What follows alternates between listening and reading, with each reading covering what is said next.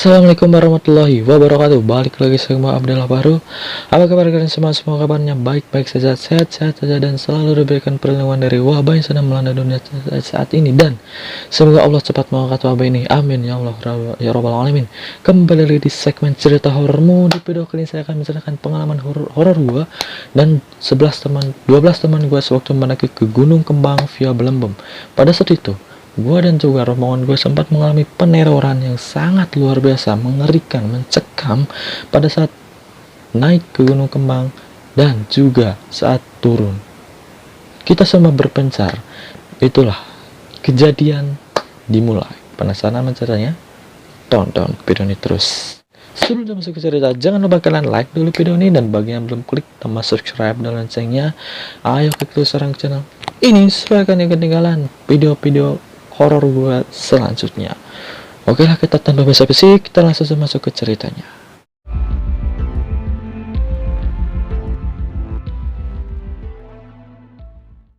Sebenarnya, pendakian ke Gunung Kembang adalah pendakian yang gagal ke Gunung Sumbing. LD mengadakan open trip untuk ke Gunung Sumbing, namun yang ikut semua adalah pendaki-pendaki pemula semua. LD mengarahkan ke Gunung Kembang. Awalnya Gunung Kembang adalah gunung yang cocok untuk pendaki pemula, namun nyatanya adalah salah besar. LD seharusnya memindahkan ke Gunung Prau, namun malah ke Gunung Kembang. Gunung Kembang adalah gunung yang tidak cocok untuk pemula. Treknya sangat terjal, treknya lebih terjal daripada Gunung Sindoro ataupun Gunung Sumbing. Gunung Kembang ini berdekatan dengan Gunung Sindoro dan juga Gunung Sumbing. Treknya begitu terjal, kalau kalian yang pernah ke Gunung Kembang pasti tahulah treknya bagaimana. LD dan juga Doni mengadakan open trip ke Gunung Kembang. Oke lah, LD Doni memutuskan untuk pergi ke Gunung Kembang saja, tidak jadi ke Gunung Sumbingnya, karena yang ikut adalah pemula semua. Kalau pemula memaksakan untuk ke Gunung Sumbing sangatlah berbahaya, karena Gunung Sumbing itu adalah sangat-sangat ekstrim. Kita open trip sudah didata menjadi 13 orang yang diikuti oleh Doni, LD, Ali, Rido, Farhan, Sigit, Ripan, Ahmad, Aisyah, Disna, Elsa, dan juga Ahmad. Kita cowoknya ada 10 orang, sedangkan ceweknya ada 3 orang.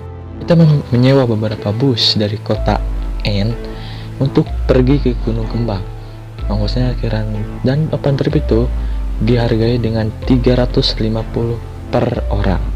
Oke lah, singkat cerita, kita semua berangkat mulai pukul 10 malam. Kita berangkat ke Gunung Kembang. Kita sudah di pengertian di Dieng pada subuh. Oke, singkat cerita, perjalanan menuju ke base camp Belembem, dan sampai di base camp Belembem itu kisaran pukul setengah 10 pagi lah. Kita semua packing ulang untuk pemeriksaan logistik, dan juga ngurus makan, buang-buang air yang untuk para yang buang-buang air lah. Dan pendakian dimulai pada pukul 11 siang. Kita dari base camp ke pos 1 Istana Katak, kita menyewa mobil pick up untuk pergi ke gunung, ke pos 1 pos Katak. Memang dari base camp ke pos 1 itu sangatlah jauh. Perjalanan dari base camp ke pos 1, terus kita semua hura-hura, gembira-gembira, canda-canda, dan pada akhirnya sampailah di pos 1. Di pos 1 kita istirahat, foto-foto lah, dan melanjutkan ke pos 2. Langsung kita ke pos 2. Pada saat itu pendakian awalnya baik-baik saja, sebelum hal-hal yang aneh terjadi. Singkat cerita, semua pendakian itu berpencar dari pos Kandang Celeng. Dan gua, Doni, dan juga Ripan, kita semua duluan, sedangkan yang lainnya masih di pos Celeng. Kita semua itu seperti balap-balapan, gua, Doni, dan juga Rivan balap-balapan. Sampailah di pos Liliput. Di pos Liliput kita menunggu beberapa menit, tapi tidak ada siapa-siapa. Oke lah, kita lanjut ke pos Akar. Di pos Akar juga kita menunggu, tidak ada siapa-siapa lagi. Ketika lanjut lagi ke pos selanjutnya di pos Sabana.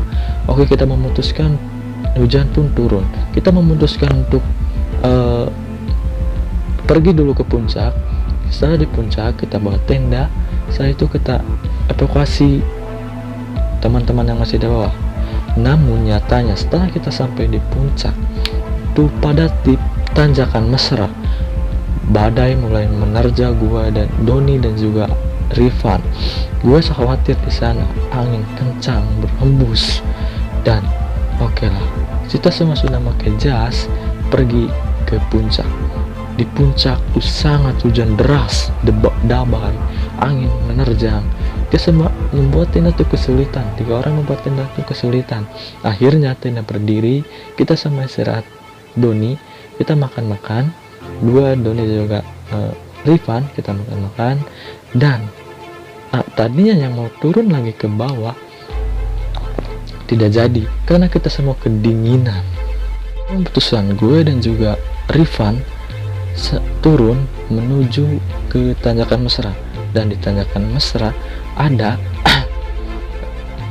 ada Sigit yang sepertinya terkena hipo, hanya diam saja di tanjakan mesra itu. Dan gue tanya, dan Eldi tanya di sini, lo kenapa? Gue kedinginan. Oke, kita langsung ke puncak saja, sudah ada tenda, nanti kita ini kan. Oke lah, kita semua sudah sampai di puncak. Sigit sudah dievakuasi, sudah diberi SB dan juga sudah diberi air hangat. Dan pada saat maghrib pun tiba, pas gua mengevakuasi Sigit membawa carry yang begitu beratnya, tidak kuat lagi untuk sampai ke puncak dengan membawa tenda lagi. Dan pas azan maghrib pun tiba-tiba pas gue tengok ke belakang, melihat sesosok kepala yang muncul dari semak-semak, senyum mengeringai ke gua.